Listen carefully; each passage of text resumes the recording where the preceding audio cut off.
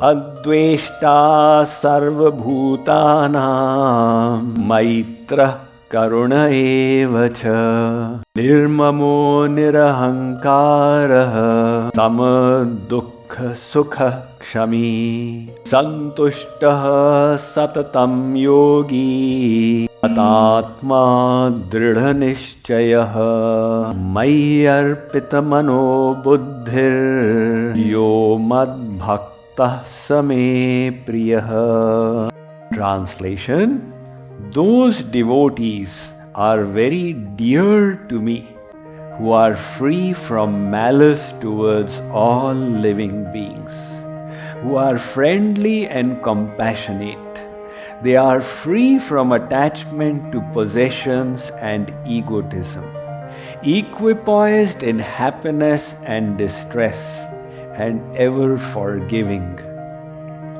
They are ever content, steadily united with me in devotion, self-controlled, of firm resolve, and dedicated to me in mind and intellect.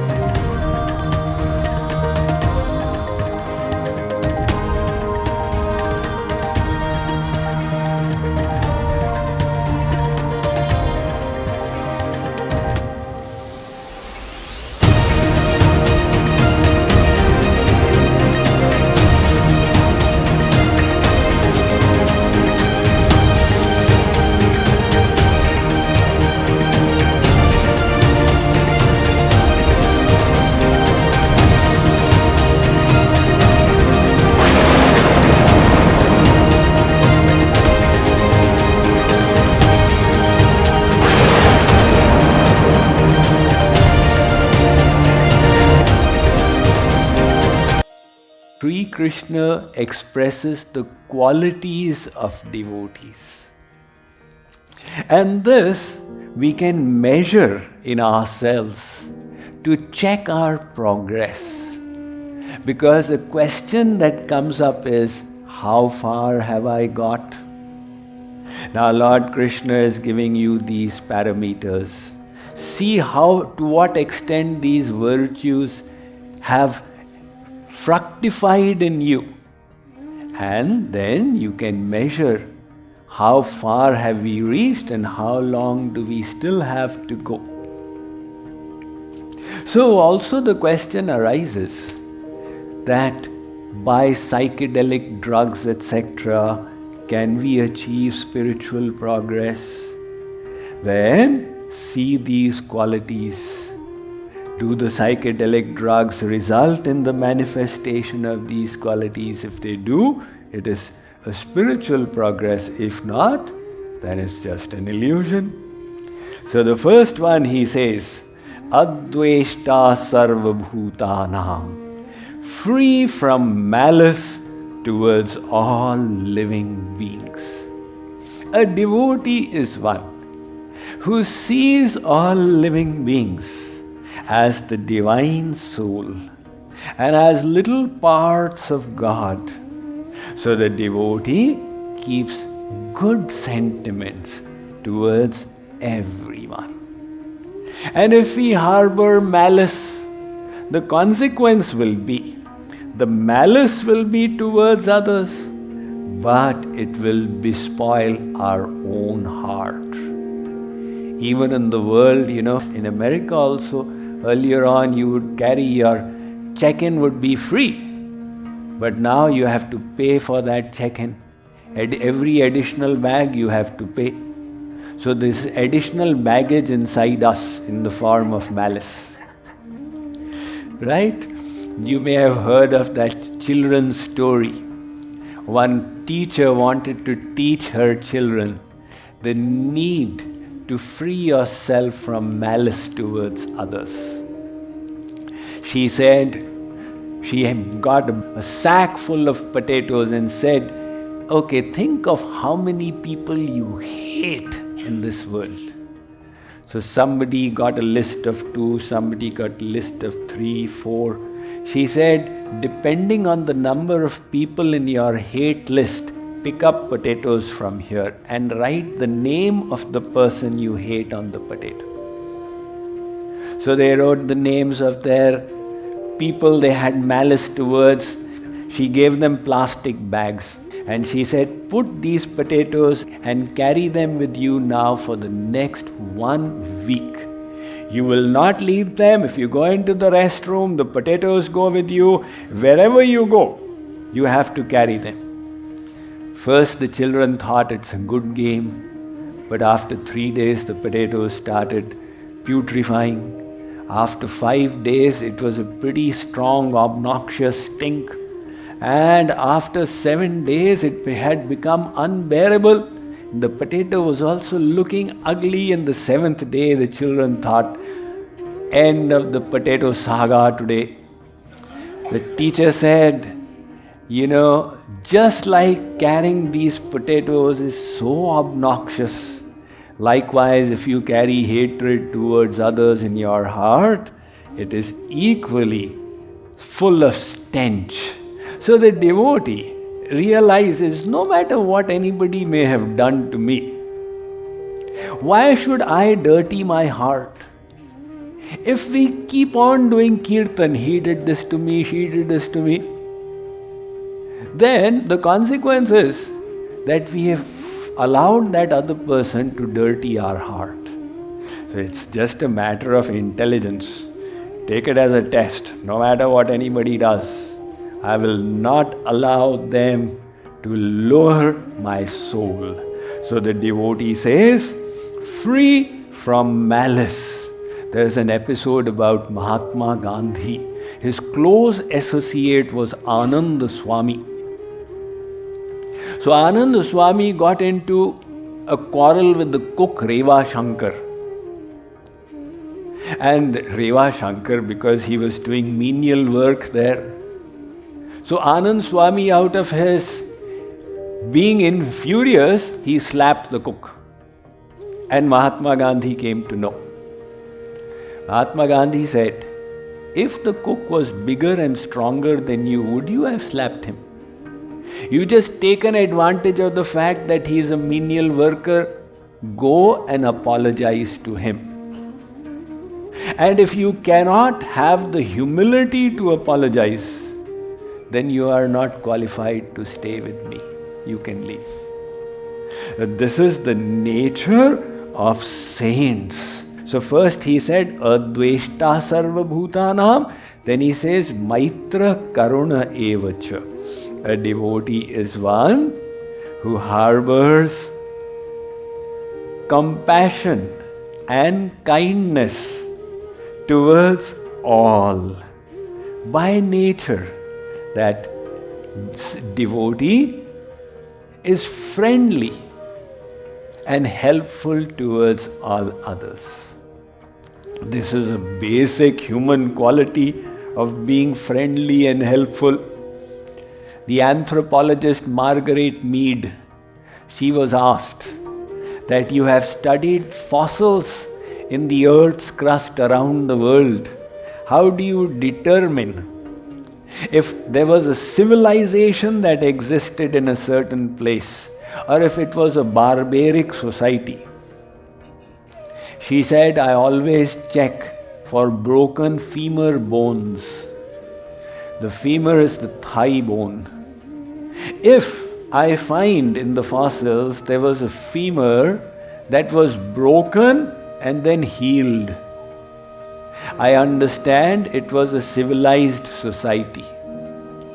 Because no creature in the world can survive a broken thigh bone.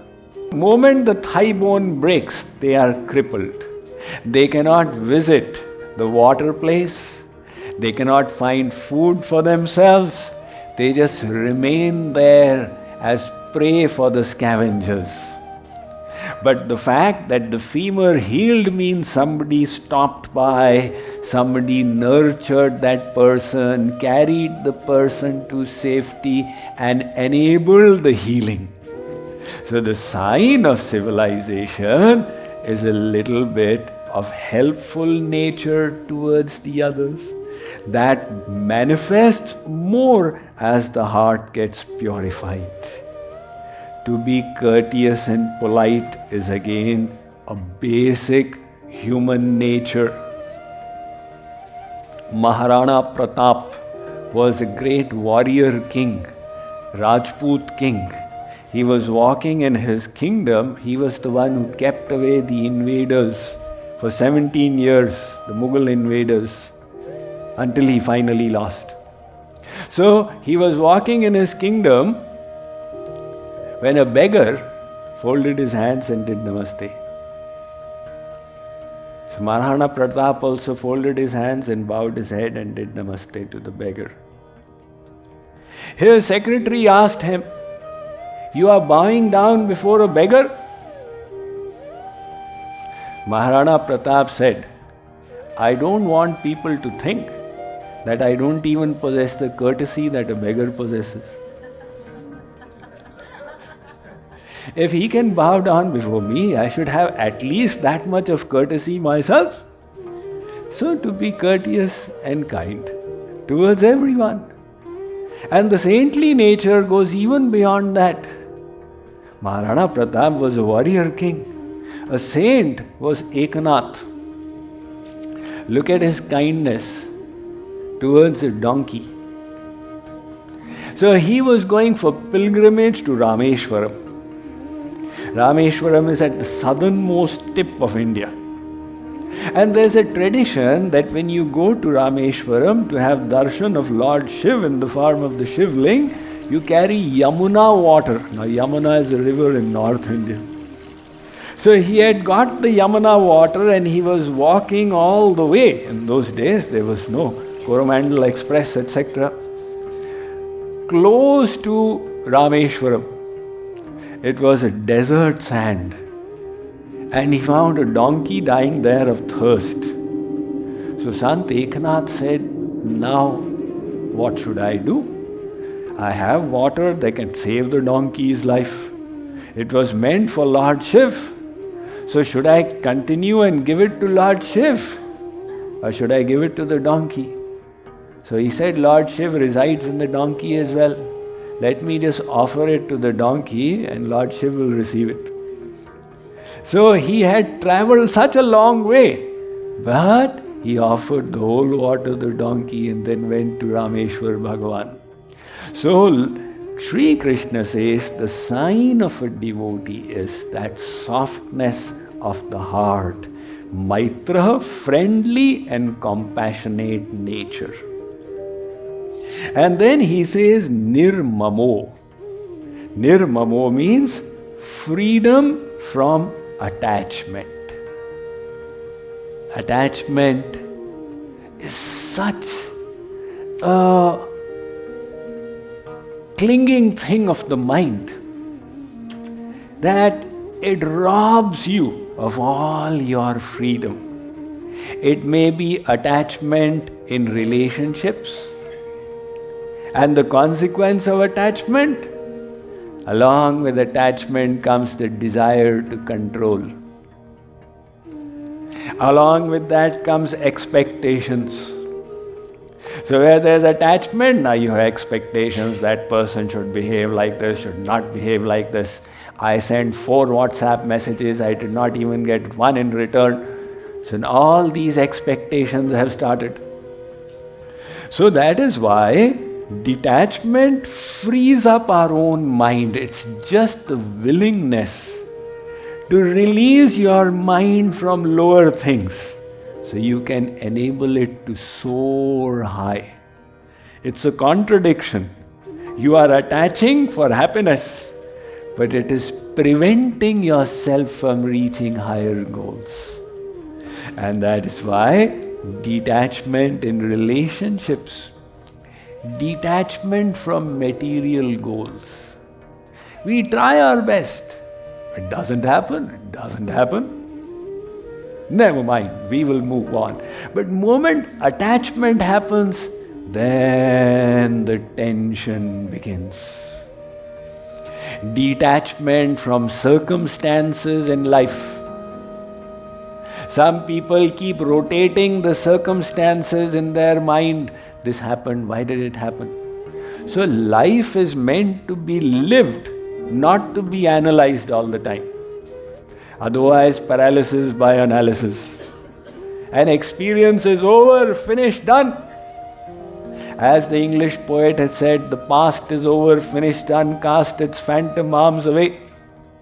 So release the past by detaching yourself, and ultimately detachment from your own thoughts. Now this one is a little difficult because we have adopted our thoughts so closely, we don't realize the gap there. And we think, what I am thinking, this is what I am. Instead, create a little gap with your mind as well. I am not the mind. If the mind plays mischief, I will distance myself from the thought. That distance you create with your mind completely reduces its grip on you. Now the mind says, think of this, think of that. Hey, Maniram, I'm not interested. Detachment from your work. You have to work, of course. But so many people bring their work back home with them. So leave your work in the work and come back home a free person. So Shree Krishna says, my devotees who are detached. In the Bhagavatam he says, Nirapeksham munim shantam nirvairam samadarshanam anubrajamyaham nityam puyeye tyangri renavi. He says to Uddhav, those devotees of mine who are neither hankering nor averse, who are rejoicing, completely detached in divine consciousness, I walk behind them. What does that mean? God in front and the devotee behind? No. God behind and the devotee in front. Why do you do that, my Lord? That I want the dust of their lotus feet to come and fall on me, so I may get purified. Now God is all pure, but his sentiment towards the devotee, he says, such devotees, their foot dust will purify me. The Lord Krishna says, those devotees who are detached, they are very dear to me.